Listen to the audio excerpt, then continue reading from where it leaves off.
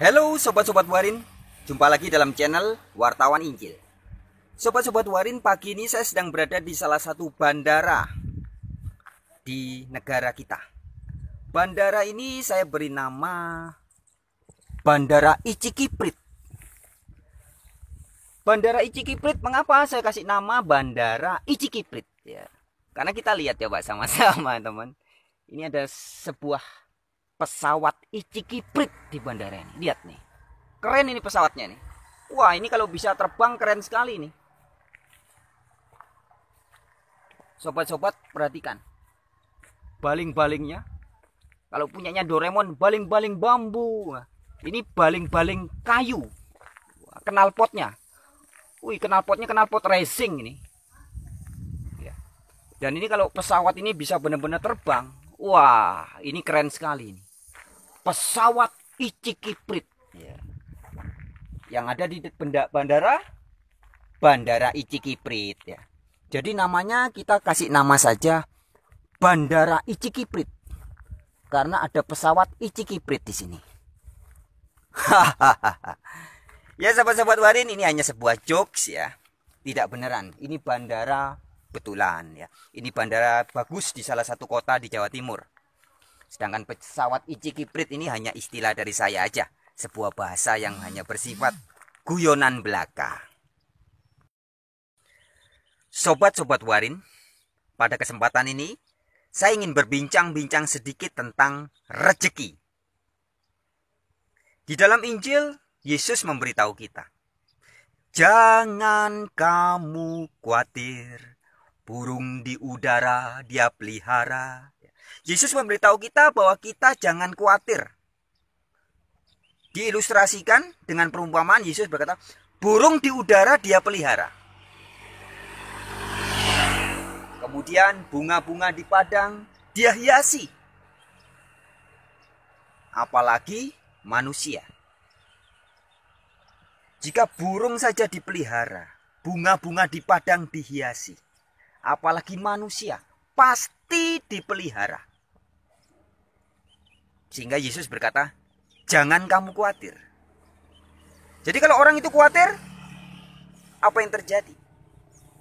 Yesus mengatakan, jika kita khawatir tentang apa yang akan kita makan, apa yang akan kita minum, apa yang akan kita pakai, maka oleh Yesus kita dikatakan sebagai orang atau bangsa-bangsa yang tidak mengenal Allah.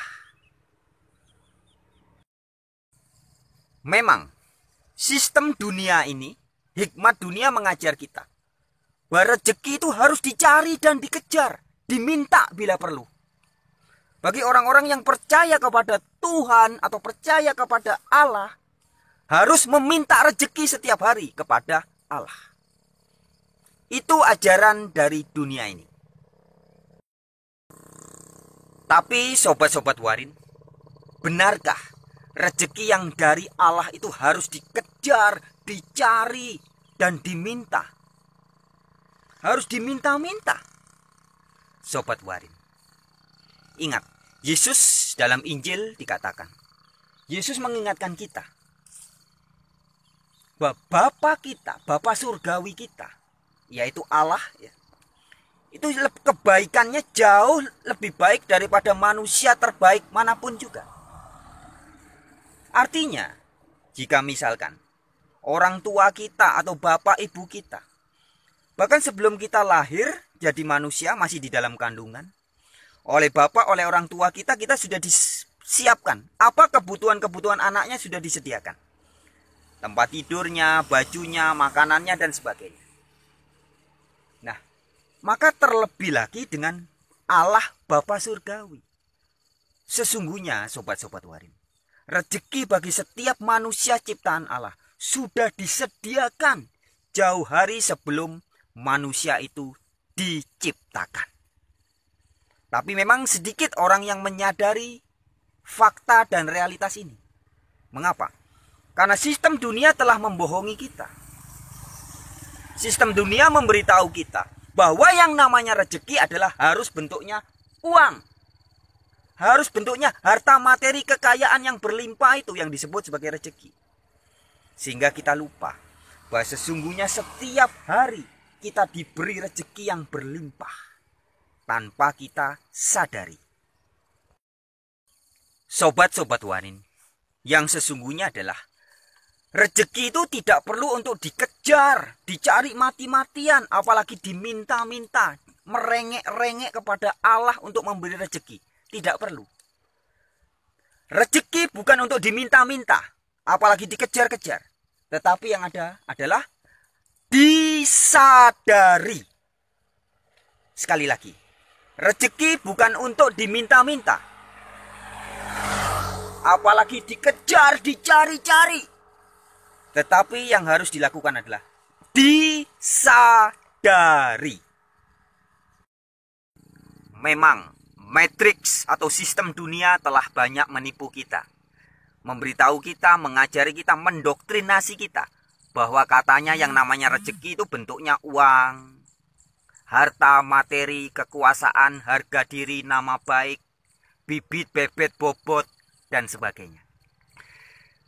Nah, ajaran-ajaran atau doktrin seperti ini membuat orang tidak sadar. Tidak sadar sama sekali bahwa sesungguhnya rezeki diberikan oleh Sang Maha Pencipta begitu berlimpah ruah. Bahkan sebelum manusia itu diciptakan. Apa saja rezeki itu?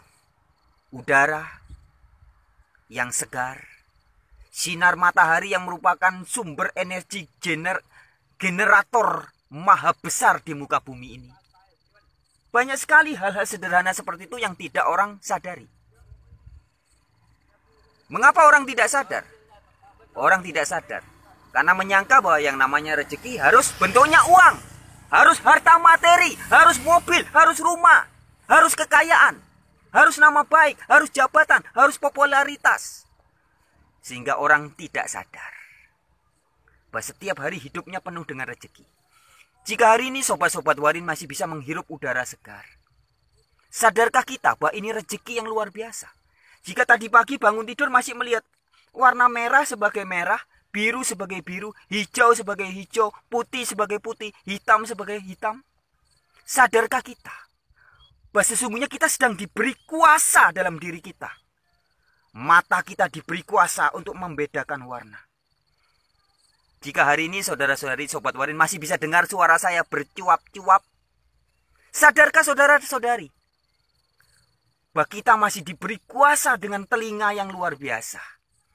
Sebuah alat pendengaran yang sangat canggih, yang bisa membedakan nada, membedakan mana suara manusia, mana suara binatang, mana suara angin, suara air, membedakan berbagai nada-nada lagu yang berbeda. Bukankah ini lebih daripada rezeki yang bisa diberikan oleh dunia ini? Sadarkah kita? Begitupun dengan penciuman kita. Indera penciuman kita bisa mencium berbagai macam aroma. Ada aroma yang harum, macam-macam aroma harum aja, berbagai macam. Ada ribuan bahkan mungkin jutaan aroma harum di muka bumi ini. Dan kita bisa mengecapnya dengan indera penciuman kita. Atau indera lidah kita.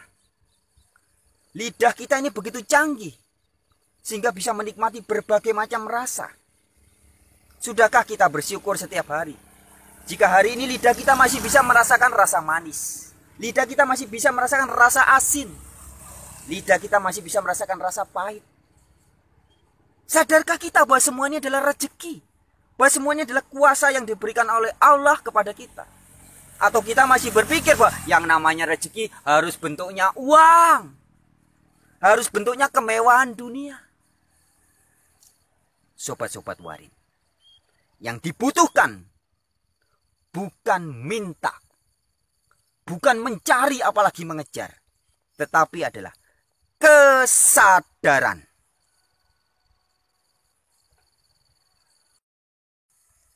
Adapun ketika berbicara tentang Allah yang maha baik, Yesus menyampaikan dengan sebuah perumpamaan.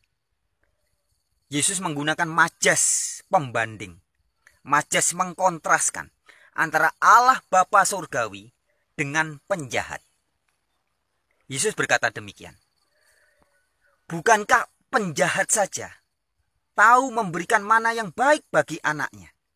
Jika anak seorang penjahat minta makan atau minta roti, pasti diberinya roti. Tidak mungkin diberinya ular atau batu. Nah, demikianlah Bapa surgawi terlebih lagi.